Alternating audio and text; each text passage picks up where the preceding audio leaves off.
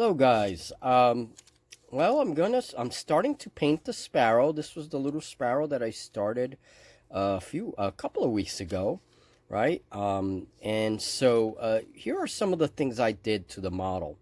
Um, took some, first of all, some black. That was the first step. I use apple barrel paints, and this is it right here. Okay, apple barrel black, and it's a flat black. And I coated my model in black, and then once the black dried, I gave it a coating of burnt umber, right? And that's to bring this sort of dark brown that's going to serve as the base coat for the sparrow. Now, we're going to lighten that up with some tan, and we're going to do some dry brushing in just a second. But at the moment, what I was doing is the gray belly, and I'm using an angled brush like so. And I'm gonna have a separate video on brushes. There are many kinds of brushes that I use for this kind of work, and so I think that merits another video where we just talk a little bit about brushes. Now, one very important thing that I did on this model, and this is something you don't have to do, or you can do it in various ways. What I do is I bought these. This is India ink. I bought this at Walmart. It came in a pack. It wasn't very expensive at all. I don't remember. I bought it a while ago. This is India ink, and I use this as an ink wash on my sculptures.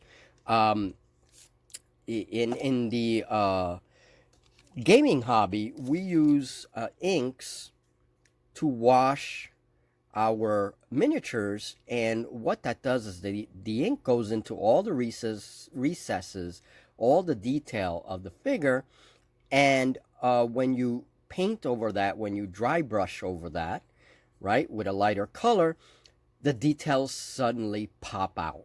Okay, and this one needs dry brushing. Well, it's the same thing that I'm doing with my sculpture. So what I did is I watered down some of this ink. I just take like 1 part ink. So I use a little dropper, and I put it in a little container, and then 1 part ink and 3 parts water.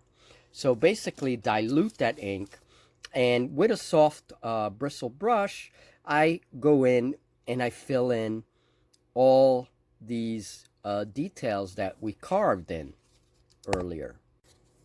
Okay, so I have both wings done, and this one needs a little bit more. I went a little bit heavier on the rounded side of the wings, okay, and then a little bit lighter on the interior, sort of middle of the wing here, just so that, just enough to get the details to pop out. So here I try to do more dry brushing, and then this way those details that I ink washed remain nice and crisp. Okay. All right, and now there it is. Now I'm going to do a little bit of a lighter dry brush all over the bird, just to bring up that tan a little bit, leaving some areas of the dark brown. So now that the brush has a little bit of tan, I'm just going to go ahead and do the head as well.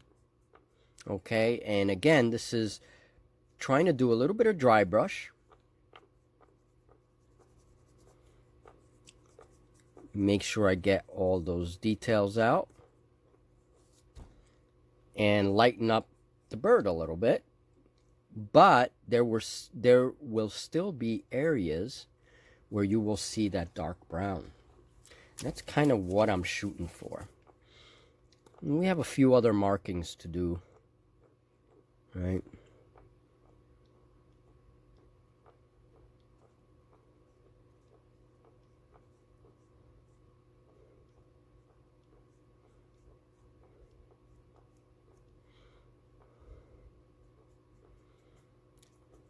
Now, this is very generic. These birds generally have very complex patterns depending on the species of sparrow. So if you want it to be much more precise, well, it's best to have like a photo to work off of, you know. Right now, I'm just dry brushing, getting some of these details out.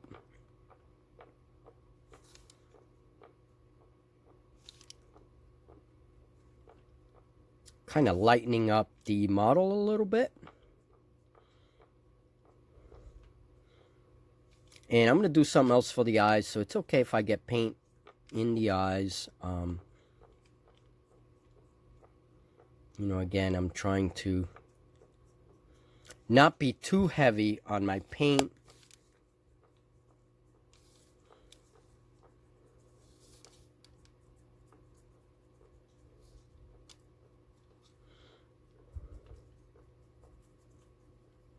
And I'm going to do the beak as well.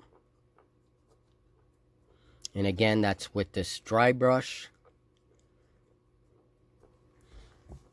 Go a little bit heavier on the crown, although I am going to add another like chestnutty color up here.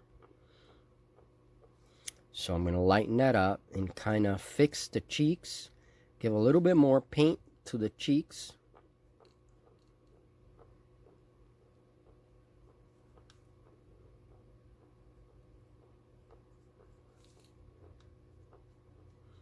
And then I kind of dry brush around here.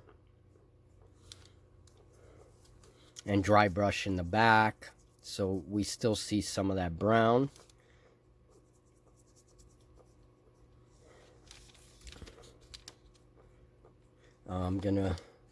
There's a little bit of gray here for some reason, so I'm going to put a little bit more warm buff paint. Take away some of that gray.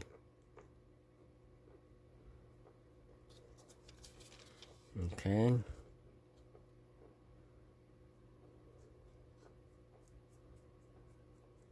And I'll continue to highlight.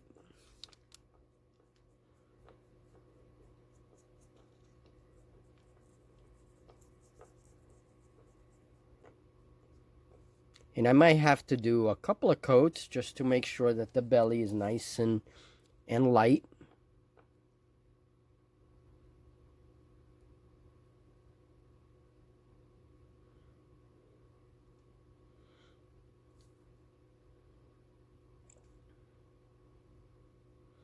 Okay.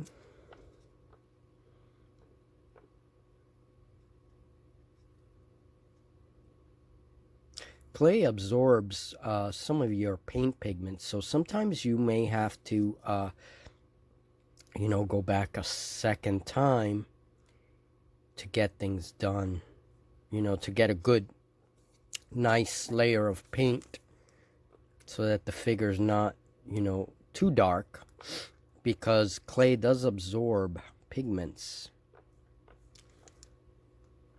At least I find that to be true. Depends on the clay you use too. This was baking clay, so when I use resin clay like green stuff, and you know, it's a very different. Okay, so I wanted a little bit more of a chestnutty color, so I use nutmeg, and right as this warm buff, this light creamy tan, right as it even as it's wet, I kind of dry brush a little bit of that nutmeg on there. And what it does is just kind of mixes, and it makes all these like different highlights of different colors. And it, when you're trying to replicate like really complex patterns and birds, you know, this kind of technique often works. Like I said, sparrows vary greatly in their color. Some are much more brown. Some you might want to keep dark, like the way we started. Others you want to get lighter. But they have a whole combination of different colors depending on the kind of sparrow. I wanted a little bit more chestnut, and then I'm just going around highlighting with that light warm buff, just highlighting any areas that I made. So for my eyes, I use a Barn Red. This is from Apple Barrel Paints. It's kind of a darkish red, as you can see there. And I'm going to do that. After I do the red, then I do a little bit, maybe I'll do a little bit of like a golden brown color just to highlight it. Sometimes I keep it like this. Again, birds have different color eyes, markings, you know, it's just, there's a lot going on. Now this gets darker as it dries, so I want to be very careful, and I'm using more of a detail brush now to make sure I just get in the iris.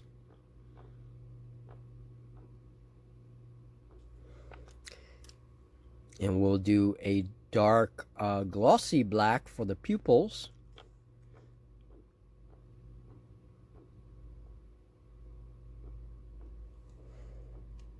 Okay. All right, and just let that dry, because I'm going to do a little bit of this golden yellow on the eyes. I'm going to really water it down. This is golden sun. Okay, and I'm going to go just above the eye. And again, if I make a mistake and I went down too far on one side, you know, I can always go back with that lighter color once it dries. It'll take longer, but I can always correct my mistake.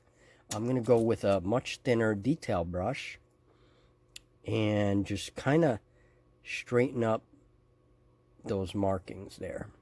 So for this, I want to be a little more precise. And this is watered down a little bit.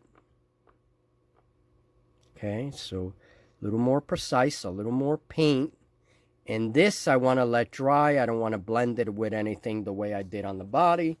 I just want to have a nice dark chestnutty color and kind of stop it around back here close to the back of the head. Okay, so I'm just kind of spreading the paint a little bit and just try to get it a little bit even so it's not lopsided.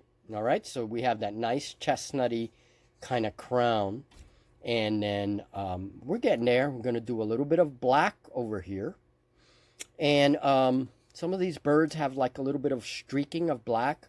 We could decide to do a little streaking, and there's also a little bit of chestnut right on one of these wing feathers. So I'm going to choose this one here.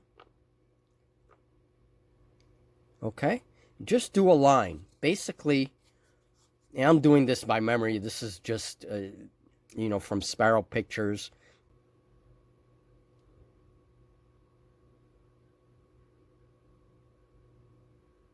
There we go. And just go like the tips of the wings.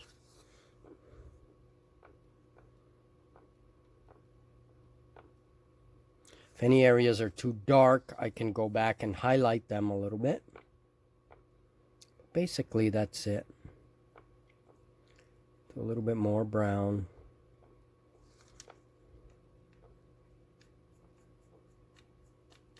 And I'm trying to dry brush a little bit here, just to make it a little bit more of that nutmeggy brown. Now for pupils, I take a glossy black, and I have a detail brush, and I just take whatever's on the cap. I shake the paint. Shake the paint, get some on the cap, and then I usually just take off my cap, and that's more than enough paint to dip in, right? So this way I don't have to put it on my palette, I just do it straight. So I'm just going to make the little eyeball.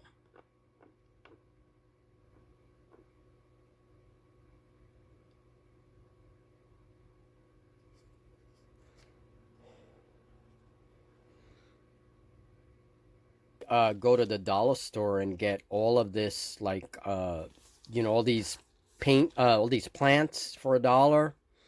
And then I just cut them up, and I have material for my dioramas. Okay, I'm gonna use some of these shavings, and then we're gonna top that off with a bit of my homemade flocking material. Okay, so first I'm gonna use my cedar shavings, and I this is stuff I use on all my dioramas. I'm using hot glue. It's just a lot quicker that way, but tacky glue, which is like a white glue, works best also. If you don't mind waiting for drying times, and I'm not being very neat, I'm just kind of putting a few shavings in there, okay? Don't want to cover the whole bird, but just make sure that I get these shavings in there, and I don't want to be neat about it. It's like a little pile of forest litter that the bird is sitting on, or maybe the beginnings of a nest. Okay, and just kind of wedge some in there. So next I took a little bit of spray glue, very carefully sprayed it on the shavings, okay, and then add my colored sawdust. Being careful not to cover too many shavings, just kind of leave some of the shavings sticking out. I don't know, that kind of looks cool. It's like an herbaceous layer in the forest, and again, maybe a little bed or something that the bird is just relaxing, maybe the beginnings of a nest, right? We're using our imagination a little bit here. I use the shavings to kind of give bulk to the base, and then kind of spray that spray glue, and then carefully use my flocking powder.